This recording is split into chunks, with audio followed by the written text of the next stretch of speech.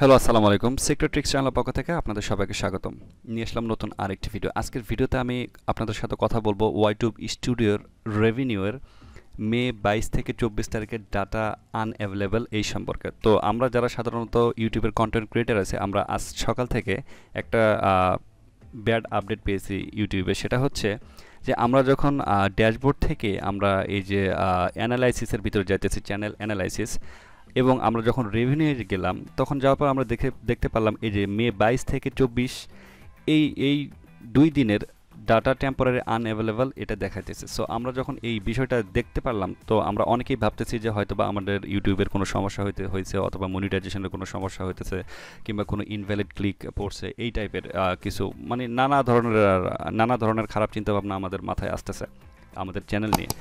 But এটা আমি আপনাদেরকে একটু বলি, সেটা হচ্ছে যে আসলে দুশ্চিন্তা করার তেমন কোনো কারণ নেই। এর কারণটা হচ্ছে যখন এইরকম ডাটা টেম্পোরারি আনঅ্যাভেলেবল কোনো কিছু দেখাই ইউটিউবে স্টুডিওতে, তখন এর মানেটা হচ্ছে হয়তোবা নতুন কোনো আপডেট আসতেছে। ওকে, সো ইউটিউব কিন্তু কখনোই চায় না যে যারা সাধারণত কন্টেন্ট ক্রিয়েট করে তাদের জন্য কোনো সমস্যা তৈরি করতে। তারা সবসময় চায় যে নতুন নতুন আপডেট দিয়ে ইউটিউব কন্টেন্ট ক্রিয়েটার যারা আছে তাদেরকে কিন্তু হেল্প করতে।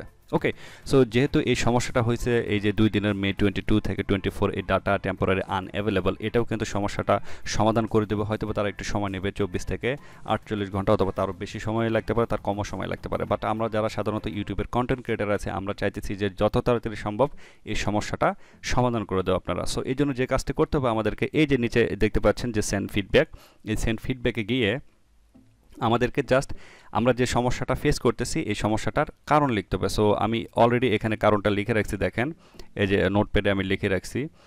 সো এই যে দেখেন, এই যে নোটপ্যাডে এটা লিখে রাখছি, সেটা হচ্ছে যে why YouTube Studio revenue data temporary unavailable May 22 থেকে 24 2022, please solve this problem as soon as possible. So এটা আমি জাস্ট রিজনটা রাখলাম, এবং এখন আমরা এখানে এই যে হাইলাইটের এখানে গিয়ে আমরা ওখান থেকে একটা স্ক্রিনশট উঠাই দেবো। সো স্ক্রিনশটটা আমরা এখান থেকে উঠাই দিলাম। স্ক্রিনশট উঠে দিয়ে আমরা জাস্ট এখানে ডান করব।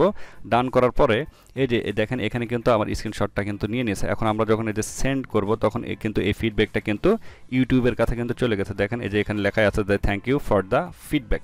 সো আমরা যখনই ইউটিউব স্টুডিওতে যে কোনো সমস্যাটাই ফেস করি না কেন, আমরা যদি বেশি পরিমাণে ফিডব্যাক দিই তখন কিন্তু ইউটিউব টিমটা এটা দেখবে যে ইউটিউব স্টুডিওতে কিংবা ইউটিউবে একটা সমস্যা হয়েছে।